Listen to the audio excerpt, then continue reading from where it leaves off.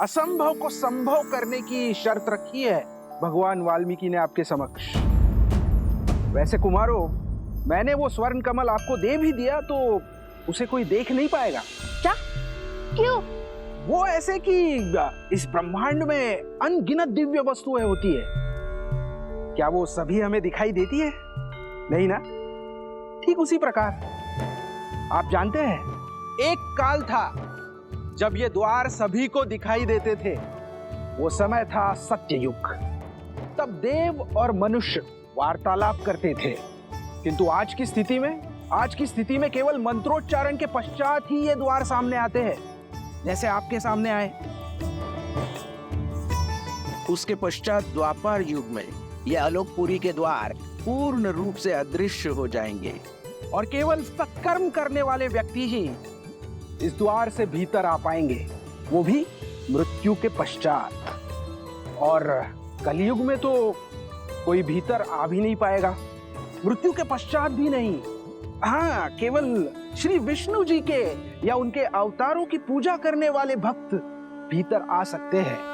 और इस युग में आलोकपुरी की कोई वस्तु धरती पर दिखाई भी नहीं देगी।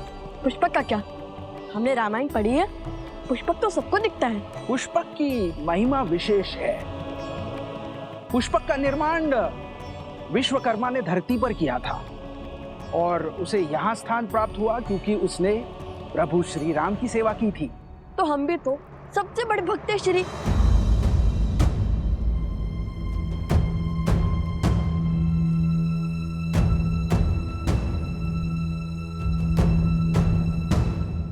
देखिए, हमें स्वर्ण कमल दे दीजिए।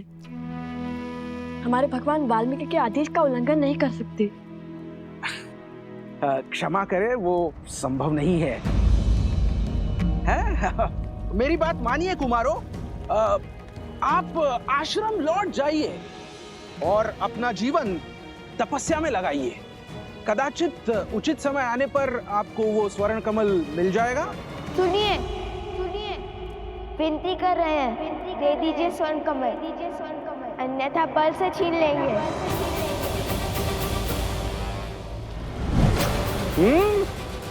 अब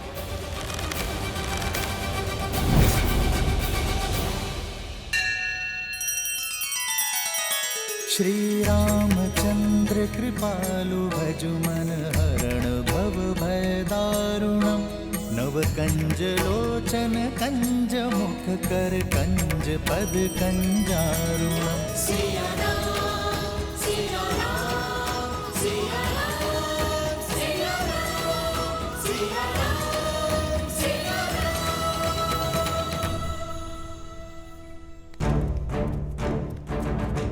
कुश, ये यक्ष है, हम इन पर प्रहार नहीं कर सकते। पर ये हम पर प्रहार करने से चुकेंगे नहीं। परंतु मैंने ये भी नहीं कहा, ये हम अपना बचाव भी नहीं कर सकते।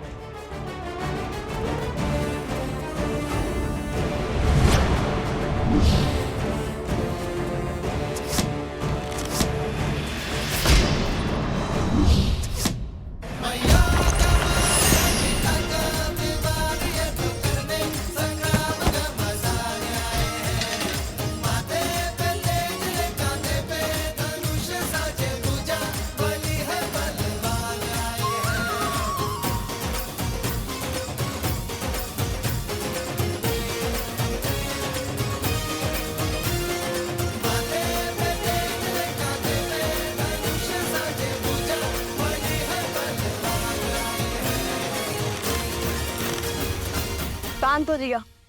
अब यदि हम चाहे तो आपको और आपकी सेना को हमारे बाणों से चलनी भी कर सकते हैं, परंतु करेंगे नहीं।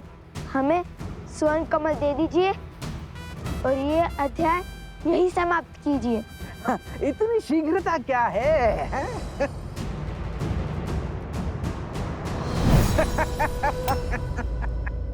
ओम ब्रह्मदेवाय नमः। ओम ब्रह्मदेवाय नमः। एक किरण जो अपने प्रकाश से उन्हें जीवन देती है, सोए हुए मन में ऊर्जा भरती है। सीते, आप मेरे वही सूर्य हैं, हमें एक होने से कोई नहीं रोक सकता। यदि सीता के प्रति मेरा प्रेम, हमारा प्रेम और समर्पण अटूट है ब्रह्मदेव,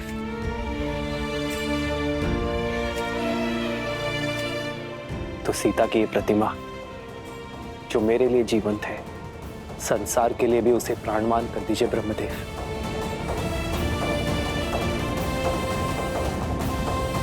ओम ब्रह्मदेवाय नमः।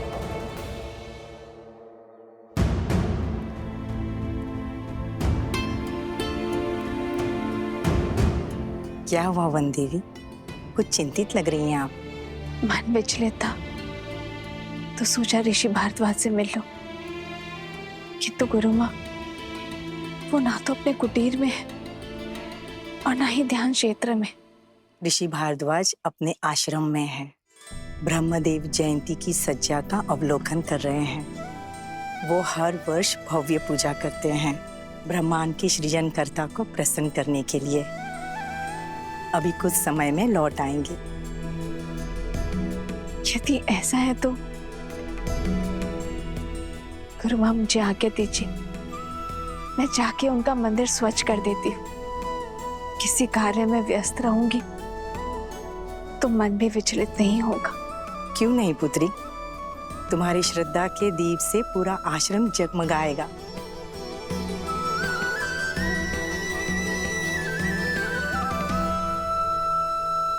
आपने आपके सामर्थ्य का प्रमाण तो दे दिया, अब बारी है ज्ञान का प्रमाण देने की।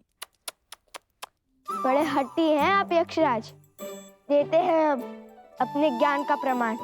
पूछिए, क्या पूछना है? तो मेरा पहला प्रश्न, वो कौन सी अनमोल वस्तु है जो व्यक्ति दूसरे को दे भी सकता है और देने के पश्चात वो वस्तु उसके पास रह भी जाती है?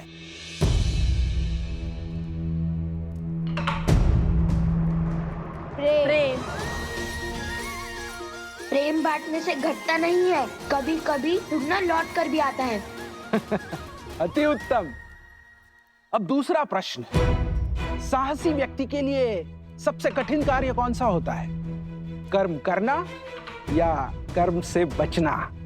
कभी कभी पग पीछे धरने से अधिक साहसी कुछ नहीं होता। कई परिस्थितियों में हमें अपने अभिमान का बलिदान देना होता है, कर्म करने से बचना पड़ता है, जैसे श्री राम ने किया था। यदि वो चाहते तो एक ही बार में रावण को हरा माता सीता को ले आते, किंतु उन्होंने अभिमान का नहीं, धर्म का पथ चुना। अद्भुत। अब अंतिम तीसरा प्रश्न। वहाँ हम अश्व को अकेला छोड़कर आए हैं और यहाँ आपके प्रश्न समाप्त ही नहीं हो रहे। अब तो प्रतिशोध के साथ साथ क्रोध की ज्वाला भी धधक रही है मेरे मन में। हम निर्णय तुम नहीं, मैं लूंगा शास्त्र मुख, मैं।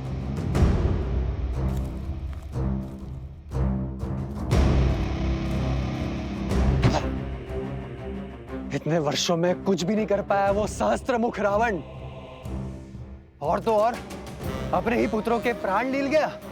जो स्वयं सफल ना हो सका वो मुझे क्या निर्देश देगा?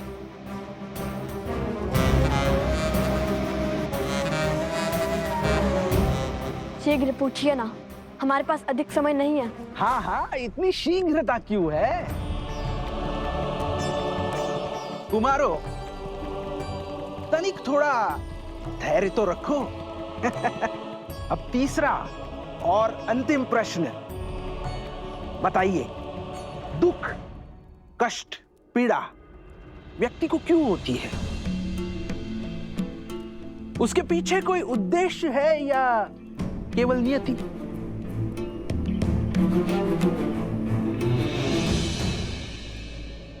जिस प्रकार अग्नि इस बाती को जलाती है, किंतु इतना कष्ट सहने के बाद भी बाती अग्नि का साथ नहीं छोड़ती, उसी प्रकार श्रद्धा हृदय को पीड़ा तो दे सकती है, किंतु इसका अर्थ ये नहीं है कि तुम श्रद्धा का ही त्याग कर दो। पीड़ा, ये पीड़ा ही तो है जो आत्मा को ज्ञान का प्रकाश देती है। पीड़ा हमारे जीवन को साकार करती है। पीड़ा हमारे चरित्र को आकार देती है। कठिनाइयाँ और संघर्ष हमारे शिक्षक हैं। पीड़ा व्यक्ति के व्यक्तित्व को प्रकाशित करती है। ठीक उसी प्रकार जिस प्रकार बाती स्वयं जलकर अंधेरे कक्ष को जगमग करती है।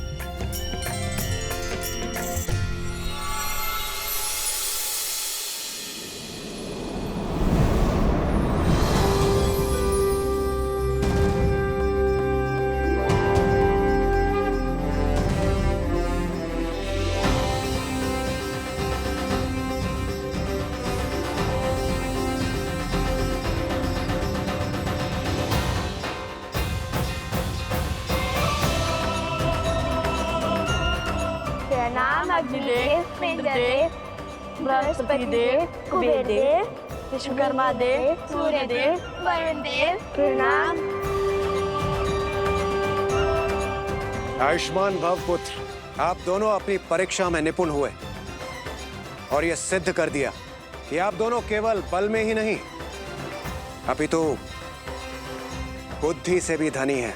हमें देखना चाहते थे कि आप ये दुर्लभ स्वर्ण कमल पाने योग्य है भी या नहीं। अरे फिर तो ये प्रश्न सबसे पहले पूछना चाहिए था यक्ष राज कुबेर जी को। हम उसी क्षण उत्तर दे देते। हमारा इतना समय तो व्यर्थ ना होता। जानते हैं कितना दायित्व है हमारे कंधों पर। तो अब हमें अपने भूल की भरपाई करनी होगी। हम आपके बल और बुद्धि दोनों से अति प्रसन्न हैं। उपहार और आशीर्वाद स्वरूप कुछ दिव्य अस्त्र स्वीकार कीजिए। आपको शीघ्र ही इनकी आवश्यकता पड़ेगी। आप दोनों जब चाहे इन अस्त्रों का आवाहन कर सकते हैं।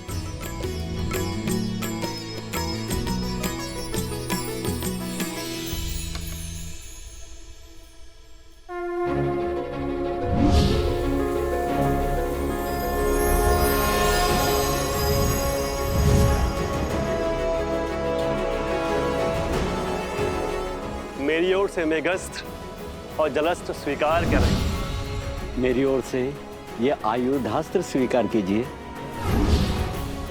और मैं देवराज इंद्र तुम्हें अग्नि भेदास्त्र प्रदान करता हूं। और ये यमदेव का खड्ग मैं प्रदान करता हूं।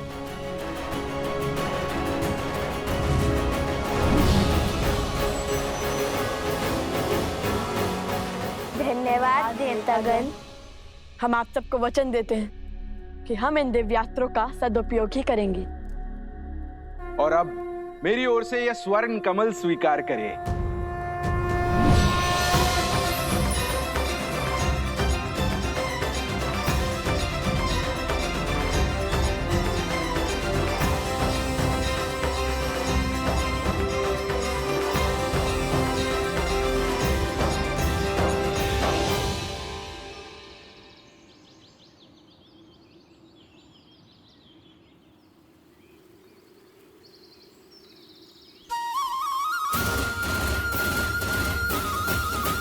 धन्यवाद कुबेर देव।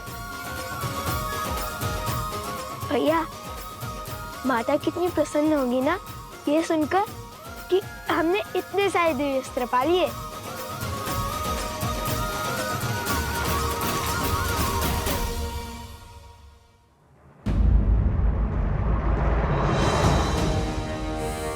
अरे शत्रुघ्न महाराज तो यहीं खड़े। अब इनसे युद्ध करने के सिवाय हमारे पास और कोई उपाय नहीं है। किंतु ये माला थामकर कैसे लड़ेंगे?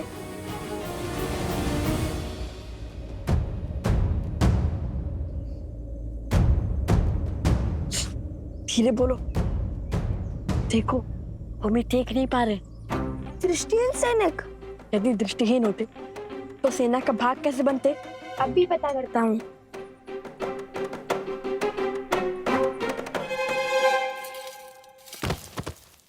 कौन है वहां? तुम्हारा काल।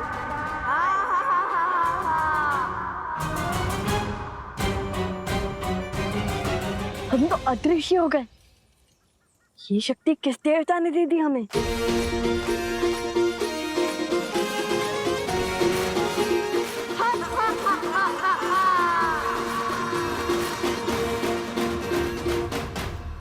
अयोध्या के सैनिकों को कायरता शोभा नहीं देती। माया का प्रयोग कर रहे हैं वो, अधिक देर तक नहीं बचेंगे वो। खोजिए उन्हें, यहीं कहीं छुपे होंगे वो।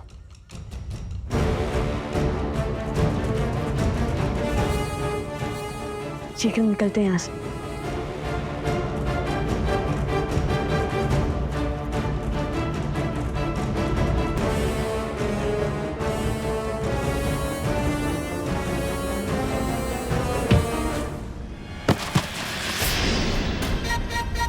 कौन है?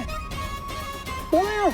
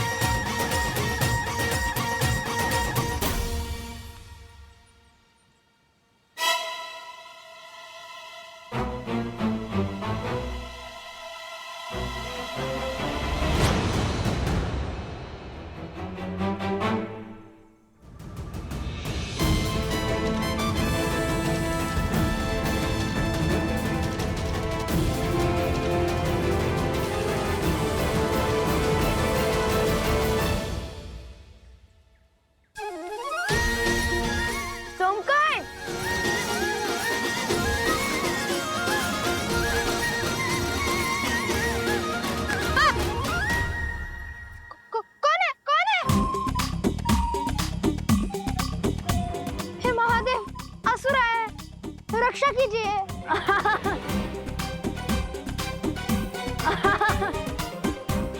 कुश, भ्राता लव? नहीं कुश, हम ही हैं सोमकरण। सच में?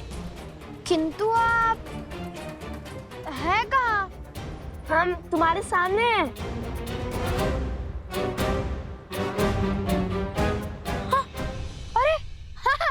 ये रे, किंतु दिखाई क्यों नहीं दे रहे? ये कैसी माया? अरे सब बताएंगे, सब बताएंगे। किंतु अभी तुम अपना हाथ आगे करो और ये माला पकड़ो। बहुत भारी है, मैं थक गया हूँ।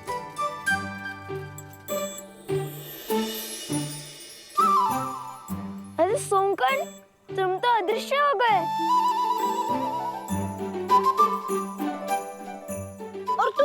दिखाई देने लगे, ये कैसे हुआ? अर्थात ये कोई दिव्य शक्ति नहीं, इस दिव्य स्वर्ण कमल की माया है। अरे लाओ लाओ सोमकर्ण, बस अब हो गया। अब मेरी थकान दूर हो गई।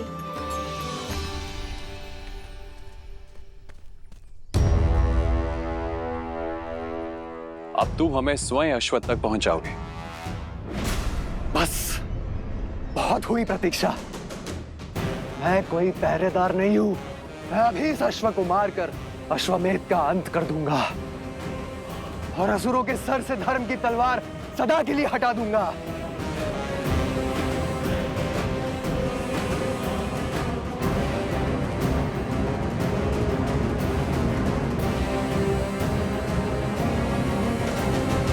अश्व हमारी प्रतीक्षा कर रहा होगा।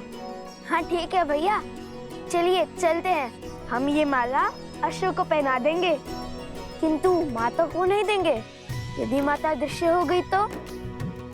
यदि वो मेरी दृष्टि से एक क्षण के लिए भी ओझल हो गई तो मैं विचलित हो जाऊंगा।